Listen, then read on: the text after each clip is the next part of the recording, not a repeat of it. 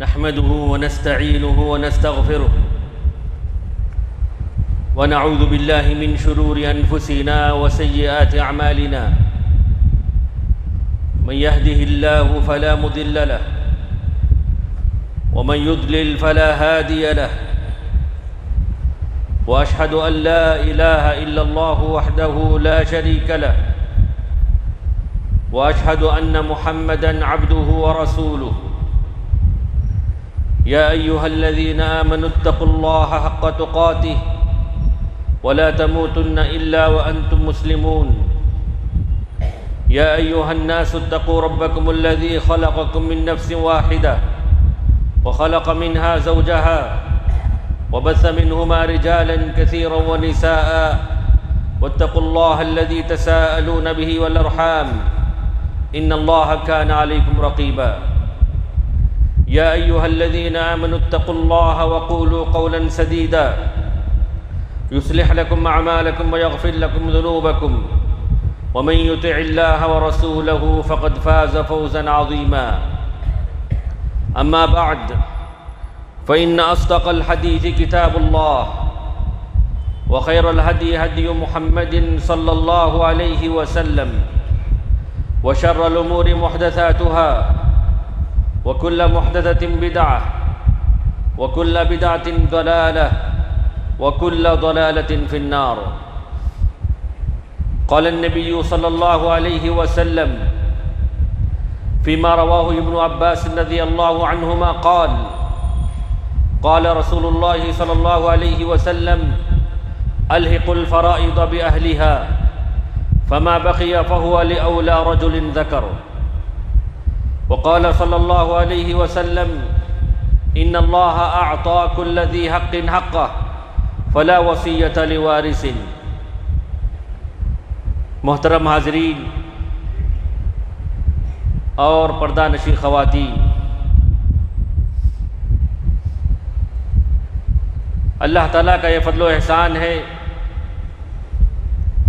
کہ آج ہم اس مبارک دن میں اس مبارک جگہ میں جمع ہوئے ہیں۔ رب اشرح لی صدری ویسر لی امری واحلل عقدۃ من لسانی یفقہوا قولی۔ محترم حاضرین، اللہ کے نبی صلی اللہ علیہ وسلم نے فرمایا یتبع المیت ثلاثہ، کہ جب کوئی شخص اس دنیا سے چلا جاتا ہے، اس کی ڈیتھ ہو جاتی ہے، تو تین چیزیں اس کے پیچھے پیچھے رہتی ہیں، اہلہ وعملہ ومالہ، کہ اس کے گھر والے ہوتے ہیں، اس کا عمل ہوتا ہے، اس کا مال و متاع اور اس کی جائیداد ہوتی ہے۔ آپ نے فرمایا فَيَرْجِعُ اثْنَانِ وَيَبْقَى وَاحِدٌ، دو چیزیں لوٹ کر آ جاتی ہیں اور ایک چیز رہ جاتی ہیں۔ پھر فرمایا یرجع اہلہ ومالہ، گھر والے لوٹ کر آ جاتے ہیں دفن کر کے، اس کا مال و متاع اور اس کی جائیداد رہ جاتی ہے، ویبقى عملہ، اور اس کا عمل اس کے ساتھ رہ جاتا ہے۔ آج میری اس خطبے کا عنوان ہے قانون وراثت، یعنی انہیریٹنس کے تعلق سے چند باتیں میں آپ کے سامنے ذکر کرنے جا رہا ہوں۔ محترم حاضرین، ہر گھر میں موت ہونا مقدر ہے۔ اب جب کوئی شخص اس دنیا سے چلا جاتا ہے، جیسا کہ ابھی بتایا گیا کہ عمل تو اس کے ساتھ چلا گیا، لیکن اس کے رشتہ دار، اس کے ریلیٹیوز اور اس کے قریبی لوگ اور اس کی جائیداد اور اس کے جو کچھ وہ چیزیں چھوڑ جاتا ہے، تو کیسے ان دونوں کو ملایا جا سکے، اس کو کہتے ہیں قانون وراثت۔ یہ وہ مال ہے جو بنا کسی طلب کے، بنا کسی عوض کے انسان کو مل جاتا ہے۔ شریعت نے اس سلسلے میں کچھ ضوابط اور کچھ قانون رکھے ہیں۔ اللہ تعالیٰ نے سورہ نساء کا دوسرا رکوع مستقل اسی تعلق سے اتارا۔ اللہ نے فرمایا یوصیکم اللہ فی اولادکم، کہ اللہ تعالیٰ تمہاری اولاد کے تعلق سے تمہیں تاکید کرتا ہے، للذکر مثل حظ الانثیین، کہ لڑکے کو دو لڑکیوں کے برابر حصہ دیا جائے، اور اگر صرف ایک ہی بیٹی ہو تو اس کو آدھا مال یعنی 50% دیا جائے، وَإِن كَانَتْ وَاحِدَةً فَلَهَا النِّصْفُ، اور اگر بیٹیاں دو یا دو سے زائد ہو تو ان کو 2/3 یعنی 2/3 دیا جائے۔ تو بہرحال اللہ تعالیٰ نے ایک شخص کے انتقال کے بعد، چاہے وہ مرنے والا مرد ہو کہ عورت، اس کے مال میں کون کون حقدار ہوتے ہیں، کن کن لوگوں کا کتنا حصہ بنتا ہے، اللہ نے خود اس کی وضاحت کر دی ہے۔ اللہ تعالیٰ نے نماز میں قرآن میں نماز پڑھنے کا حکم دیا، لیکن نماز کے طریقے کو اللہ نے بیان نہیں کیا۔ اللہ کے نبی صلی اللہ علیہ وسلم نے بیان کیا اور فرمایا صلوا کما رأیتمونی اصلی، کہ جس طرح تم نے مجھے پڑھتے ہوئے دیکھا ہے پڑھو۔ اللہ نے قرآن میں حج کرنے کا حکم دیا، لیکن طریق حج نبی کریم صلی اللہ علیہ وسلم نے بتایا اور فرمایا خذوا عنی مناسککم، خذوا عنی مناسککم، کہ تم مجھ سے مسائل حج سیکھ لو۔ زکوٰۃ دینے کا حکم دیا، لیکن تفصیلات نبی کریم صلی اللہ علیہ وسلم نے بتائی۔ لیکن قانون وراثت ایک ایسا منفرد قانون ہے جس کی ساری تفصیلات اللہ نے خود بیان کر دی ہیں، اور اس وضاحت کی ذمہ داری نہ اللہ نے اپنے کسی فرشتے کو دیا نہ کسی نبی کو دیا، بلکہ اللہ نے خود واضح کر دیا ہے۔ اور پھر یہ فرمایا وصیۃ من اللہ، فریضۃ من اللہ، یہ جو قانون ہے کوئی آپشنل نہیں ہے، کوئی اختیاری نہیں ہے کہ انسان چاہے تو اس کو اپنے اوپر لاگو کرے، چاہے تو چھوڑ دے، ایسا نہیں ہے۔ فریضۃ من اللہ، یہ اللہ تعالیٰ کی طرف سے عائد کردہ فریضہ ہے۔ وصیۃ من اللہ، یہ اللہ تعالیٰ کی طرف سے تاکیدی حکم ہے۔ پھر فرمایا ان اللہ کان علیما حکیما، اللہ نے یہ جو تقسیم کیا ہے کہ لڑکوں کو دگنا حصہ دیا ہے، ڈبل حصہ دیا، اور لڑکیوں کو سنگل حصہ دیا ہے، اور وہیں ماں باپ کا بھی حصہ رکھا ہے، بھائی بہنوں بھی اگر موجود ہو تو ان کا حصہ بھی رکھا ہے۔ یہ جو اللہ نے تقسیم کی ہے، شوہر اگر مر جائے تو بیوی کا کتنا حصہ ہے، بیوی اگر مر جائے تو شوہر کا کتنا حصہ ہے، یہ بھی اللہ نے اپنے علم و حکمت کی بنیاد پر تقسیم کیا ہے۔ ان اللہ کان علیما حکیما، اللہ تعالیٰ بڑا علم رکھنے والا، بڑی حکمت والا ہے۔ چنانچہ آج مسلم معاشرے میں ہم نظر دوڑاتے ہیں تو دیکھتے ہیں کہ کئی گھرانے ایسے ہیں جہاں اس قانون کو امپلیمنٹ نہیں کرتے، اس قانون کو قبول ہی نہیں کرتے، لیکن یہ زمین ایسے پاک بازوں سے خالی نہیں ہے جو اس حکم فرمانی کو مانتے ہیں اور اسی کے مطابق بھی عمل کرتے ہیں۔ آئیے اس سلسلے میں چند باتیں میں آپ کے سامنے ذکر کرنے جا رہا ہوں۔ دیکھیے، ایک شخص انتقال کر جائے تو اس کے مال میں، اس کے چھوڑے ہوئی پراپرٹیز میں، یا جو کچھ وہ چھوڑ جاتا ہے، 4 حقوق بالترتیب واجب ہوتے ہیں۔ سب سے پہلا حق، میت کو نہلانے، کفنانے اور دفنانے کا جو خرچ آتا ہے اسی کے مال سے لیا جاتا ہے، یعنی جو بھی فوت ہو جائے تو سب سے پہلی ذمہ داری اسی کے مال میں سے اس کو کفنایا جائے گا، اس کو نہلایا جائے گا، اس کو دفنایا جائے گا۔ ہاں اگر کوئی دوسرا انتظام کر دے یا کوئی کمیٹی انتظام کر دے تو الگ بات ہے، لیکن پہلا حق تو اسی کے مال میں سے ہے۔ اس کے بعد دوسرا حق، اگر اس نے کوئی قرض چھوڑا ہے، کوئی پیمنٹ رہ گیا تھا، اس کو ادا کیا جائے، اس کو مکمل کیا جائے۔ جیسے لوگ آج کل قرض لیتے ہیں قرض حسنہ کے طور پر، تو معمول ہے غریب تو غریب مالدار بھی اس سے بچے ہوئے نہیں ہیں۔ اپنی انڈسٹری بڑھانے کے لیے، اپنا بزنس بڑھانے کے لیے یا تو لوگوں سے قرض لیے یا بینک سے انہوں نے لون لیا، جہاں بھی ہو جو کچھ ان کا پیمنٹ رہ گیا ہو اس کو ادا کرنا ضروری ہے، اس کے چھوڑے ہوئے مال میں سے۔ اللہ کے نبی صلی اللہ علیہ وسلم کے پاس ایک جنازہ آیا، آپ صلی اللہ علیہ وسلم نماز جنازہ پڑھنے کے لیے آگے بڑھے۔ آپ نے پوچھا کیا اس پر کوئی قرض ہے؟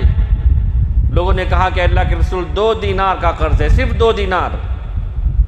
اللہ کے وسلم نے کہا کہ میں نماز جنازہ نہیں پڑھاؤں گا۔ صحابہ اکرام پریشان، لوگوں کے چہرے بدل گئے۔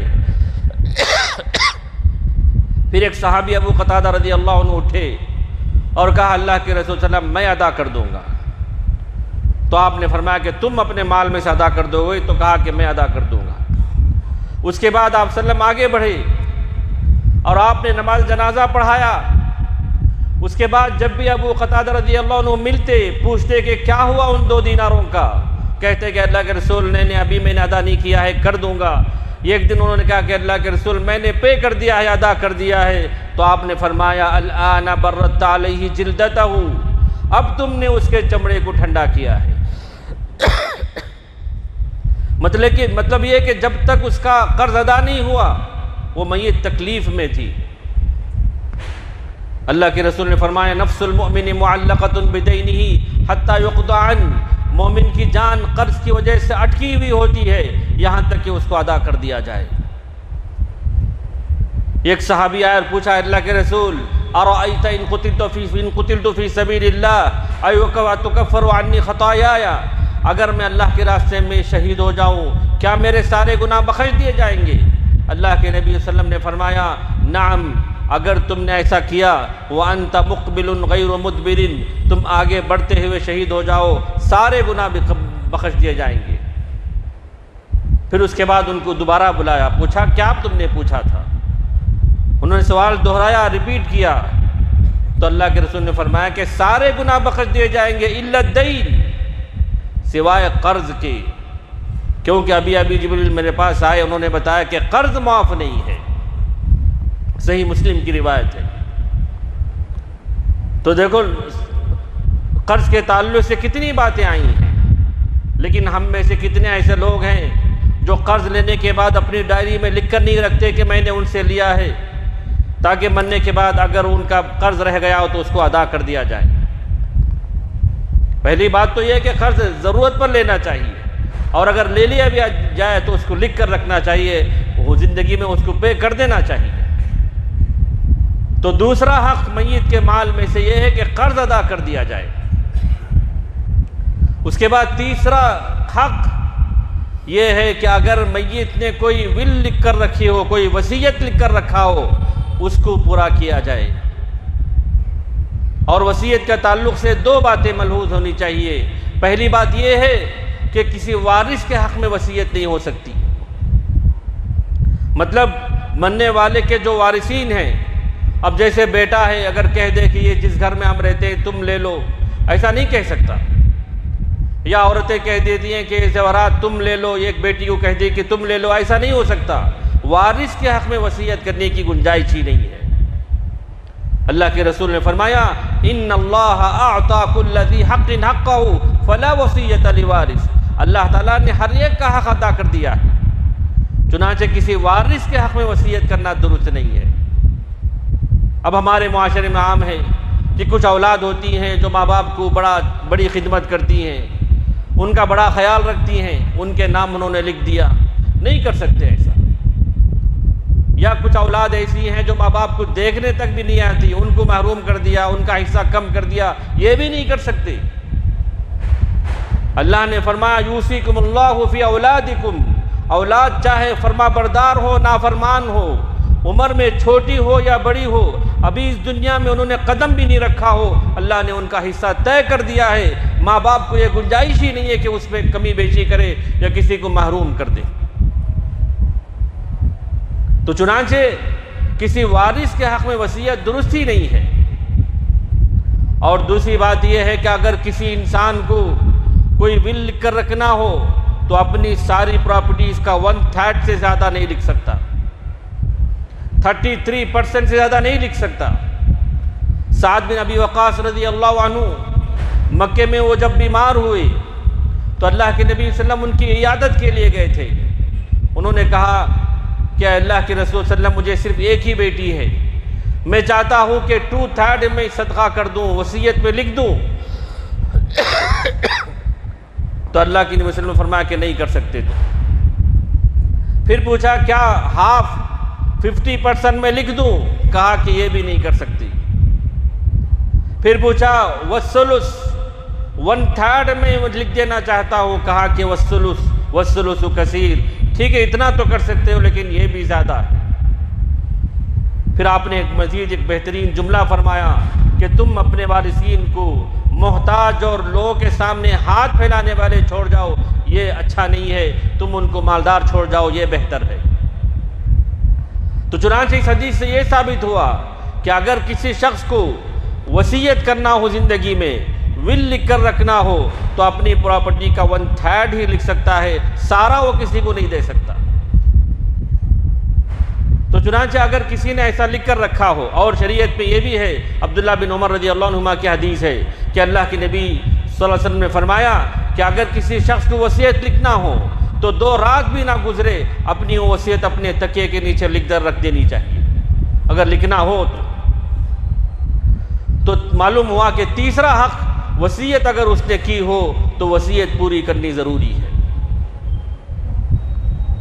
اللہ تعالیٰ نے یہ جو ترتیب میں نے بتائی ہے کہ سب سے پہلے کفن دفن کا خرچ نکالا جائے، پھر اس کے بعد قرض ادا کر دیا جائے، اس کے بعد اگر وصیت کی ہو تو وصیت پوری کی جائے، اس کے بعد جو مال بچ جاتا ہے وہ وارثین میں بٹتا ہے۔ اللہ تعالیٰ نے 4 مرتبہ اس کا تذکرہ کیا سورہ نساء میں، فرمایا من بعد وصیۃ یوصی بہا او دین، من بعد وصیۃ توصون بہا او دین، من بعد وصیۃ یوصین بہا او دین، من بعد وصیۃ یوصی بہا او دین، کہ یہ جو تقسیمات ہیں، اولاد کا حصہ ہو، والدین کا حصہ ہو، میاں بیوی کا حصہ ہو، بھائی بہنوں کا حصہ ہو، اسی وقت تقسیم ہوگا جب وصیت پوری کر دی جائے اور قرض ادا کر دیا جائے۔ تو اب جو مال رہ جاتا ہے وہ وارثین میں تقسیم ہونا چاہیے۔ اور بھائیو، وارثین کی 2 قسمیں ہیں، ایک وہ وارثین ہیں جن کا حصہ متعین ہے، ان کا لمیٹڈ شیئر ہے، اور دوسرے وہ وارثین ہوتے ہیں جن کا حصہ متعین نہیں ہے، ان کا ان لمیٹڈ شیئر ہے، کوئی متعین نہیں ہے۔ اور جن وارثین کا حصہ متعین ہے وہ کل 12 ہیں، جن میں بیٹی ہوتی ہے، پوتی ہوتی ہے، ماں باپ ہوتے ہیں، دادی نانی ہوتی ہیں، بیوی ہوتی ہے، سگی بہنیں ہوتی ہیں، باپ شریک بہنیں ہوتی ہیں اور ماں شریک بہنیں ہوتی ہیں۔ اور وہ وارثین جن کا حصہ انلمیٹڈ ہے، ان میں سب سے پہلے بیٹا ہے، یعنی میل اگر ہو، یا اگر وہ نہ ہو تو پوتا ہے۔ اسی طرح باپ کا حصہ بھی انلمیٹڈ ہوتا ہے، کبھی دادا کا بھی حصہ ہوتا ہے، اور اگر یہ نہ ہو تو ان کے سگے بھائی ہوتے ہیں، یا ان کے بھتیجے ہوتے ہیں، یا ان کے باپ شریک بھائی ہوتے ہیں، یا ان کے چچا ہوتے ہیں۔ یہ تفصیلات شریعت میں موجود ہیں۔ تو گویا وارثین 2 قسم کے ہوئے، ایک لمیٹڈ شیئر پانے والے اور دوسرے ان لمیٹڈ شیئر پانے والے۔ اسی کو اللہ کے نبی صلی اللہ علیہ وسلم نے حدیث میں فرمایا الحق الفرائض باہلھا، کہ سب سے پہلے وارثین جن کا حصہ متعین ہے ان کو دے دو، فما بقی، وہ جو باقی رہ جائے، فلی اولا رجل ذکر، جو سب سے پہلے قریبی مرد ہے اس کو ادا کر دیا جائے۔ تو لہذا معلوم یہ ہونا چاہیے کہ شریعت نے ایک لمٹ رکھا ہے، اس میں انسان کو اختیار نہیں ہے کہ جیسے چاہے وہ بانٹ دے یا زندگی میں وہ شیئر کر دے اپنے حصے، ایسا کرنے کا اختیار نہیں ہے۔ ہاں، زندگی میں گفٹ دے سکتا ہے، ہدیے دے سکتا ہے، ہبہ کر سکتا ہے، لیکن پراپرٹی ساری تقسیم کر دینا یہ شریعت میں نہیں ہے۔ اب اس کے بعد دیکھیے حصے کتنے ہیں، شیئرز کتنے ہیں۔ ابھی میں نے بتایا کہ اگر اولاد ہیں، بیٹا اور بیٹی دونوں ہیں تو 1:2 کے حساب سے بیٹوں کو ڈبل ملتا ہے اور بیٹیوں کو سنگل ملتا ہے۔ اب جیسے بیوی کا انتقال ہوا سمجھیے، شوہر ہے اور ایک بیٹا اور ایک بیٹی ہے، تو پورے ترکے کو ڈیوائیڈڈ بائی 4 کریں گے، 4 حصے کریں گے۔ ایک حصہ شوہر کو چلا جائے گا اور باقی 3 حصے بچے، تو 1:2 کے حساب سے بیٹے کو 2 حصے جائیں گے اور بیٹی کو 1 حصہ جائے گا۔ تو مطلب شوہر کو 25% گیا، بیٹے کو 50% گیا اور بیٹی کو 25% گیا۔ یہ شریعت کا قانون ہے۔ تو اسی طرح اگر شوہر کا انتقال ہو جائے اور وہ صاحب اولاد ہو، بیوی ہو اور بچے ہیں، تو بیوی کو شوہر کے مال میں سے 12.5% ملتا ہے، جس کو 1/8 کہتے ہیں، اور 1/8 پانے کے بعد جو 87.5% ہے وہ بیٹے بیٹیاں آپس میں تقسیم کر لیں گے 1:2 کے حساب سے۔ اور اگر مرنے والے کے والدین ہیں، ان کے ماں باپ بھی زندہ ہیں، یا اگر نانی دادی ہیں، ان کا بھی حصہ شریعت نے رکھا ہے۔ اللہ نے فرمایا وَلِأَبَوَيْهِ لِكُلِّ وَاحِدٍ مِّنْهُمَا السُّدُسُ مِمَّا تَرَكَ إِن كَانَ لَهُ وَلَدٌ، کہ ماں باپ میں سے ہر ایک کو 1/6 ملے گا اگر مرنے والے کی اولاد ہو تو۔ اگر اولاد نہ ہو تو ماں کو 1/3 ملے گا اور باپ پورے مال کا وارث بن جائے گا۔ تو دیکھیے کتنی باریکی شریعت نے ملحوظ رکھی ہے۔ پھر اس کے بعد اللہ نے ماں شریک بھائی بہنوں کے حصوں کا تذکرہ کیا۔ پھر آخر میں سورہ نساء کی آخر میں اللہ نے فرمایا یستفتونک قل اللہ یفتیکم فی الکلالہ، کہ لوگ آپ سے کلالہ کے تعلق سے پوچھتے ہیں۔ کلالہ کون ہے؟ من لا والد لہ ولا ولد، ایسے کپلس ہیں، ایسے میاں بیوی ہیں جن کے نہ اولاد ہوں، جن کے نہ ماں باپ ہوں۔ آپ دیکھیں گے خاندان میں کچھ ہوتے ہیں جن کو اولاد ہی نہیں ہوتی۔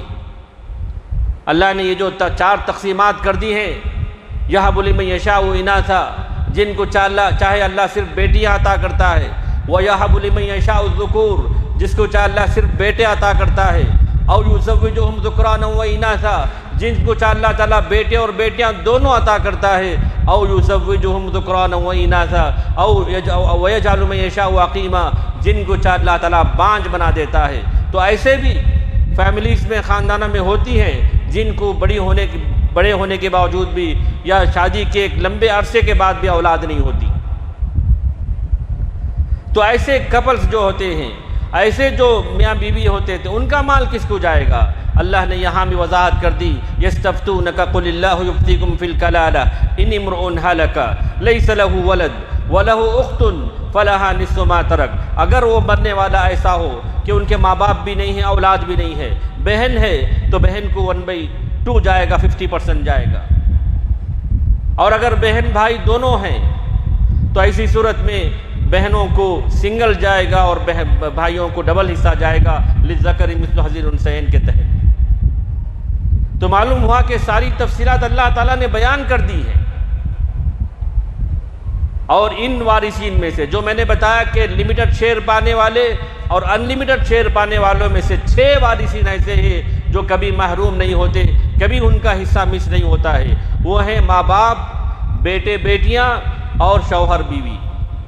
ان کو کسی طرح حصہ ملتا ہی ہے۔ ان کے علاوہ جو دوسرے وارثین ہیں، کبھی وارث ہوتے ہیں اور کبھی محروم ہو جاتے ہیں۔ تو لہذا یہ مختصر قانون ہے، قانون وراثت ہے، جو میں نے آپ کے سامنے بیان کرنا چاہا۔ اسی طرح میں نے سوچا کہ چند غلطیاں جو معاشرے میں عام ہیں، اس تعلق سے چند باتیں میں ذکر کروں۔ سب سے پہلی بات یہ ہے، ایک غلطی یہ ہے کہ لوگ تقسیم میراث کا شرعی تقسیم پسند نہیں کرتے۔ بعض لوگ ایسے ہوتے ہیں مسلمان، اللہ انہیں ہدایت دے، کہ شریعت کے اس قانون وراثت کو پسند نہیں کرتے۔ کیا سمجھتے ہیں پتہ نہیں، ان کا دماغ قبول نہیں کرتا ہے، یا جبکہ شریعت کی کسی بھی چیز کو ناپسند کرنا کفر تک پہنچاتا ہے۔ اللہ نے فرمایا ذالک بأنہم کرہوا ما انزل اللہ فاحبط اعمالہم، انہوں نے اللہ کی اتاری ہوئی شریعت کو ناپسند کیا، اللہ نے ان کے اعمال برباد کر دیے۔ اور بعض بیٹیاں یا بعض خواتین یہ کہتی ہیں کہ ہم کو کیوں آدھا مل رہا اور لڑکوں کو اور میل کو کیوں ڈبل مل رہا ہے؟ یہ تقسیم اللہ نے کی ہے، کسی کو چون و چرا کرنے کی، کسی کو اعتراض کرنے کا کوئی حق ہی نہیں۔ اللہ نے فرمایا واضح طور پر وَمَا كَانَ لِمُؤْمِنٍ وَلَا مُؤْمِنَةٍ إِذَا قَضَى اللَّهُ وَرَسُولُهُ أَمْرًا أَن يَكُونَ لَهُمُ الْخِيَرَةُ مِنْ أَمْرِهِمْ، کہ کسی مومن مرد کے لیے، کسی مومن عورت کے لیے گنجائش ہی نہیں کہ اللہ اس کے رسول کوئی فیصلہ کر دے، وہاں ان کا کوئی اختیار، کوئی چوائس ہو، ایسا ہو ہی نہیں سکتا۔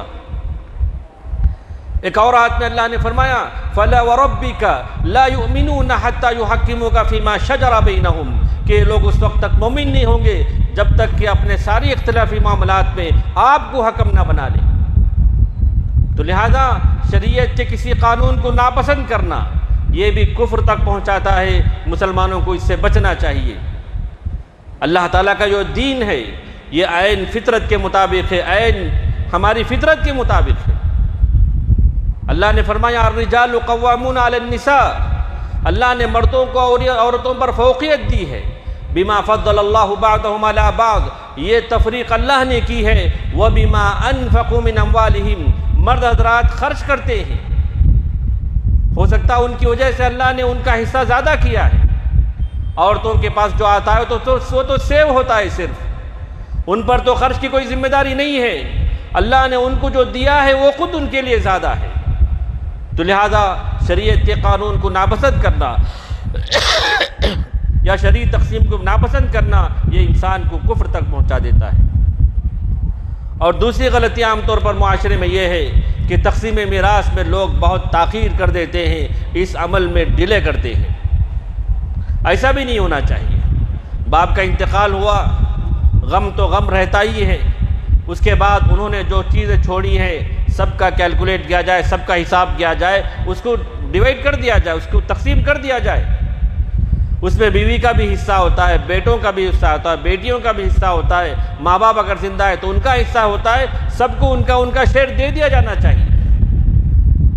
بعض خاندانوں میں ایسے 5 سال ہو گئے، 10 سال ہو گئے، 15 سال ہو گئے، لوگ وہ بلڈنگ دیکھتے ہی رہ گئے، اور ان کی بچوں کی شادیاں بھی ہو گئی، ان کے بچوں کے ایجوکیشن میں پیسوں کی ضرورت تھی، تقسیم نہیں ہو رہا ہے اور لوگ پریشان ہیں۔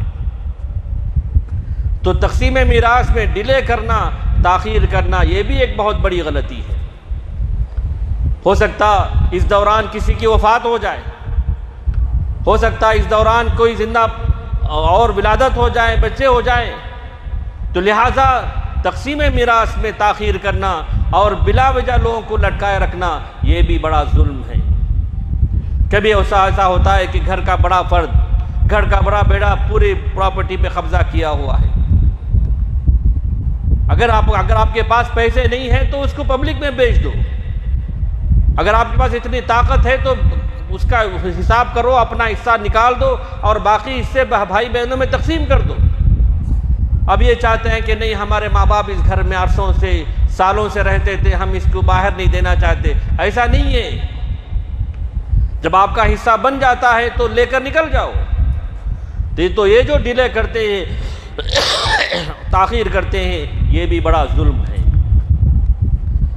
اور بھی کچھ باتیں ہیں، اللہ تعالیٰ سے دعا ہے کہ اللہ تعالیٰ ہمیں ہر معاملے میں شریعت کو مقدم کرنے کی توفیق نصیب کرے۔ وآخر دعوانا الحمدللہ رب العالمین وصلی اللہ علی نبینا محمد۔